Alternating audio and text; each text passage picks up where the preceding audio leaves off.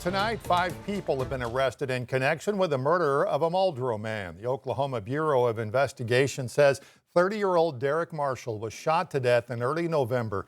9 days later, his body was found near the Arkansas River in Van Buren. Danny Goad now faces first-degree murder. He additionally faces a weapons charge after a prior felony conviction. 3 other suspects, Jason Quick, Rhonda Jeremiah, and Jerry Pratt, face accessory charges. Nathan England is accused of obstructing an officer in connection with this case. All of the suspects have been booked into the Sequoyah County Jail. We'll, of course, keep you updated with any new information as we learn it right here on 5 News. City leaders in Mansfield addressing concerns tonight after a recent leadership change within the volunteer fire department. Tonight's town hall meeting aimed to clear up misinformation. 5 News reporter Laura Castleman was at that meeting. Tonight in Mansfield, citizens gather to share concerns about emergency response times and to hear from local officials. Officials say a shift change in leadership at the fire department sparked miscommunication and rumors on social media. And it had just gotten to the point to where I felt like we needed to have a public meeting to let everybody know the truth about what's really going on in the city of Mansfield. There were a lot of comments made on social media that just simply weren't true. The public meeting brought residents together to discuss the issues and strategies moving forward. But how do we get to a situation where we only have one certified CPR guy in the whole town? That's where I'm at. Mayor Black says the Mansfield Fire Department has 13 volunteer firefighters and 4 emergency medical team members, but residents still had concerns. Is it something that if we pay a first responder, can we pay? I'll donate the first $1,000 to it. Also highlighting the importance of volunteers and funding for emergency services. We pay $50 a year, and that's for the fire protection, for the fire department to come out. And there's 73 people out of 900 that's paying their fire dues.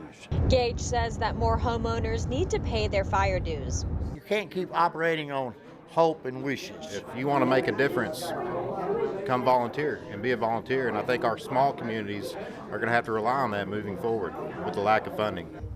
Mayor Buddy Black of Mansfield says that this meeting was really all about clearing up misinformation and that firefighters and first responders follow different standards. In Mansfield, covering news where you live, Laura Castleman, 5 News. All right, Laura, thanks. New information tonight in the death of an inmate at the Cummins unit in Gould, Arkansas. The Department of Corrections has identified the inmate as 54-year-old Kip Tate. Court records show he was serving a 40-year prison term on aggravated robbery-related charges. They say they do not suspect foul play and called Tate's death an accident involving a piece of machinery.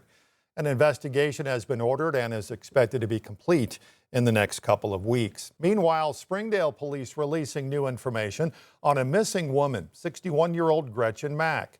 Police say they found video of Mack inside a grocery store in the River Valley. She was also seen along I-40, but no further details were shared. Police also say she left behind her belongings when she went missing, including her medications. She's reportedly driving a Nissan Rogue and stands 5'6" with brown hair and blue eyes. Meanwhile, in Chickasha, Oklahoma, the parents of a missing 12-year-old boy have been arrested. Their son, Ryan Davis, has been missing now for 6 days. Multiple agencies have been searching in parts of Grady and Caddo counties this week. Today, though, OSBI says they've arrested Ryan's mother and stepfather on multiple child abuse charges. Investigators did not give details about the abuse. They say the search will continue for Ryan, and they still have reason to believe that he is alive.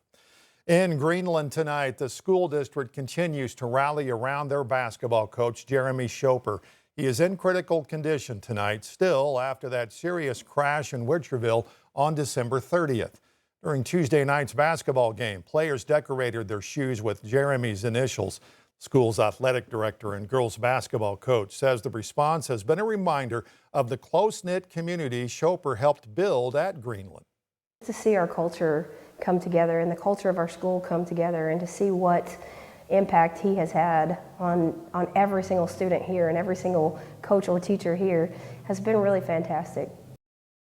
During the December crash, Shoper's daughter and a friend of hers were the two other passengers in the car, and thankfully they have been released from the hospital.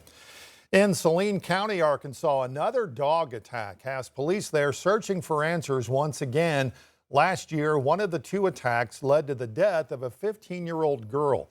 State and county leaders say they're frustrated by the lack of animal control options in rural areas, and they want to find a long-term fix. Carter Thweet explains now why this problem has become so urgent.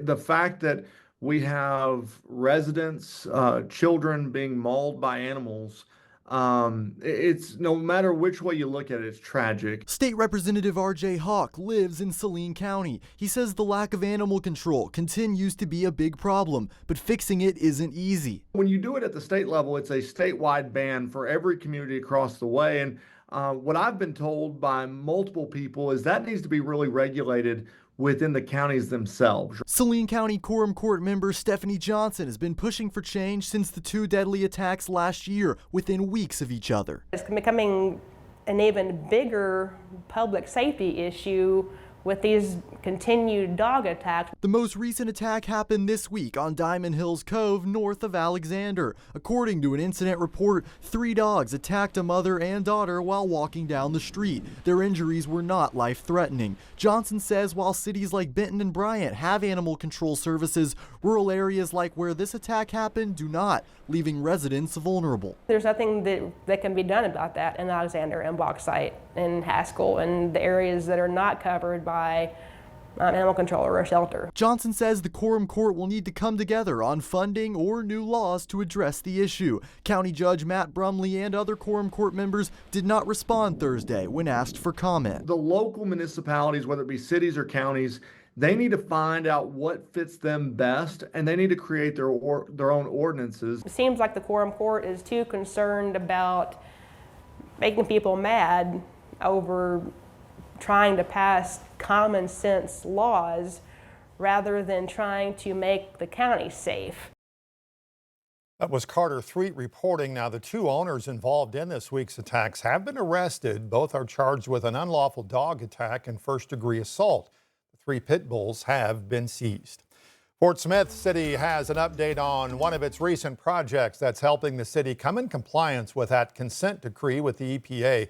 Latest repair project was completed 56 days early, 24% below budget. City says more than 12,000 feet of sewer lines, 39 manholes were repaired and replaced in that particular project. In November, the city approved more than $49 million for sewer upgrades. More construction work is expected to ramp up in the coming months. Meanwhile, Main Street Fort Smith says it has results back from that community survey. The survey questioned, what do people want to see or come do in downtown Fort Smith in the next 3 to 5 years? Well, Main Street Fort Smith Executive Director Amanda Hager says 2 suggestions for downtown rose above the others: more events and more live music. Surveyors were also asked about what draws them downtown and what could be improved. The number one issue they say to be improved is homelessness. 1,200 people were part of that survey. Arkansas Department of Education announced it has been awarded federal grants to help strengthen literacy instruction statewide. $25 million will be used to help the initiative with a greater focus in rural communities. State Secretary of Education says the investment will help ensure more students are strong readers and make sure more students graduate.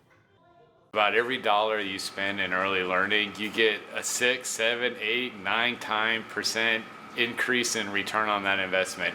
So every time we can provide high quality early learning opportunities for our young learners, that means that they come to school ready to learn in kindergarten. When kindergarten readiness improves, so do 3rd grade reading level scores, and so do graduation rates.